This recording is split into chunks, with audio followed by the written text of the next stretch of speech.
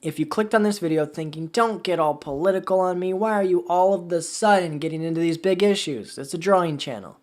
Well, I've always been about these big issues, I've just been super subtle about it. You think that me talking about when I fasted with Muslims during Ramadan was just for fun? No, I was trying to denormalize Islamophobia by sharing their perspective.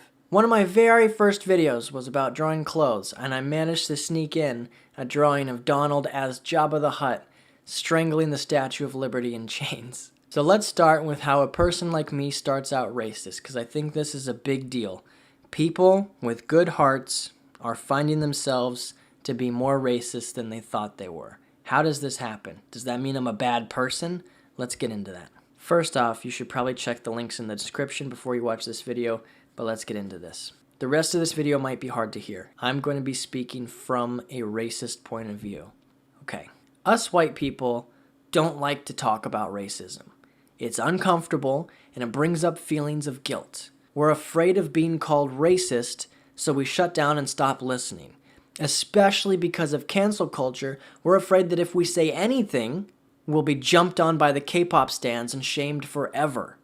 It's easy for us to feel attacked. We're just going about our day, and then bam, George Floyd dies, and all of a sudden we're racist? I know I've already divided the audience, but I'm not done. I grew up in a white family, in a white neighborhood, and went to a white school. Probably like 75% of my school was white, and the majority coming from Christian and conservative families. We grew up with guns, beer, hunting, and above all else, respecting the flag and our brave soldiers and veterans. I was taught that people of all races were God's children and deserved the same human rights. Racism is bad, and that we should trust cops because they're the good guys and they're here to protect us. And also, we didn't talk about people who live in the ghetto because that's a them thing. In school, we had some Black history art and stuff put on the wall in the hallway during February. We learned that Abraham Lincoln was a hero for abolishing slavery, Rosa Parks was a hero for standing up against segregation, and Martin Luther King Jr. was a hero because he gave black people equal rights. At this point, I probably have two types of viewers. Some of you who are saying, yeah, thank you, I grew up the same way, everyone is equal. And some of you who are absolutely incredulous right now. You're saying, obviously slavery, segregation, and racial inequality still exist. They're the fuel this country runs on. Are you kidding me? And you're just gonna forget about my girl Claudette Colvin? She's still alive, bro. And cops are here to protect you if you're white and middle class. Do you not understand what happens with the rest of the world outside of your white bubble? And that, ladies and genders, shows how two people who both have kind hearts can find themselves on complete opposite sides of this. The difference is education, how much you know. Tai Lopez was right. It's all about knowledge, and school didn't teach me anything. It's super easy for us to ignore and deny the things that are happening because that's how we were taught. School is not an education, it's an indoctrination. If you want an education, you have to do it yourself. That's the sad truth. If you want to be educated, you have to make the choice to educate yourself. But if you have the ability and desire to teach yourself how to draw, you can do the same thing with the big issues too. And I've done that with everything from how to draw Shrek to how America has legalized slavery. Yeah. We hear words like racism, ignorance, white privilege, and white supremacy, and alarm bells go off. We feel attacked. But to my fellow white people, let me explain those words. Racism doesn't necessarily mean that we bully people for the color of their skin. We know that we're compassionate and not bullies. Ignorance doesn't mean that we're dumb. We know we're intelligent. Privilege does not mean that we have an easy life. We have lots of stress and heavy problems that we deal with every day.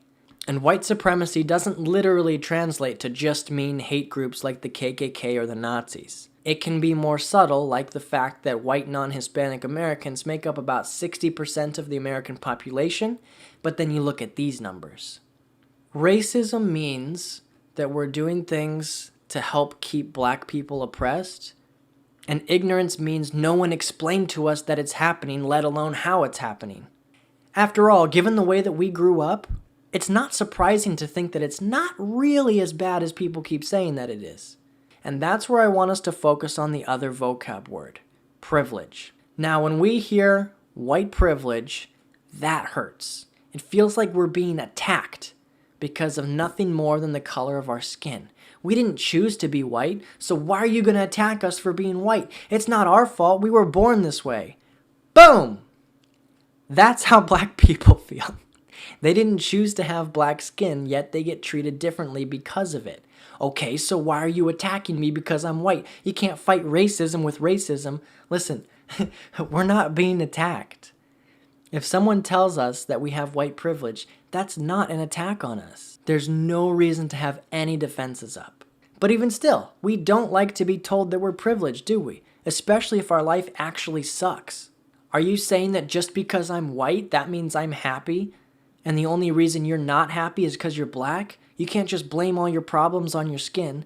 No. I see that you're struggling.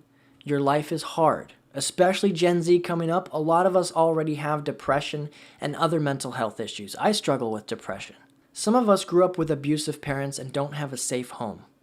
Some of us are bullied every day. Some of us live in super low income neighborhoods. Some of us struggle just to make it through the day. And some of us are wondering right now if we even have the strength to make it to tomorrow. I know what that feels like. You deserve to be happy. You deserve better. No one is saying that we don't face these issues every day.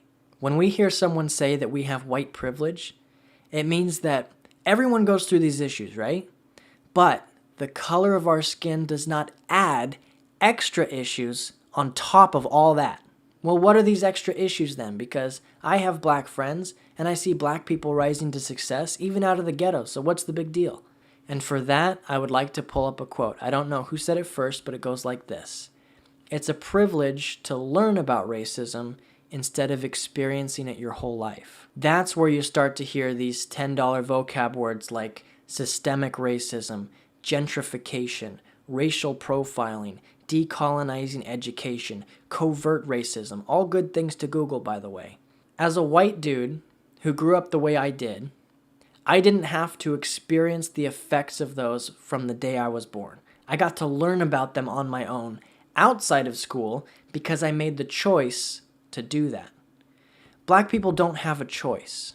Even if no one teaches them, they learn through experience, whether they like it or not. And as I've had more diverse friends as I got older and older, I started to see the effects of some of those vocab words on my friends.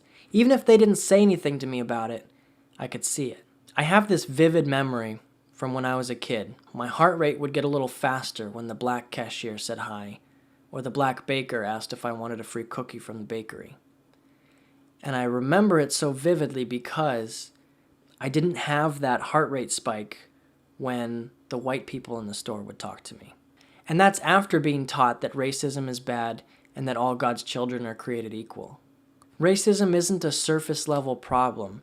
It's super deep and the roots go everywhere. And it takes hold of those of us who think we know better.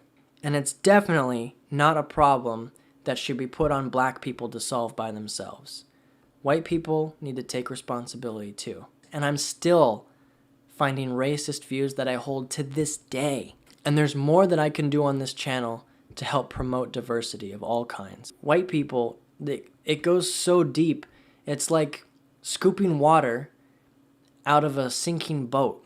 It's like, you get to a certain point and you think you're good, but it keeps filling up.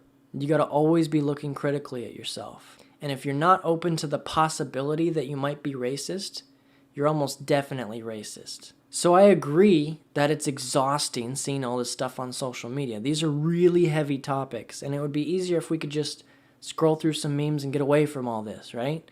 But people of color, and especially black people, don't get to escape it.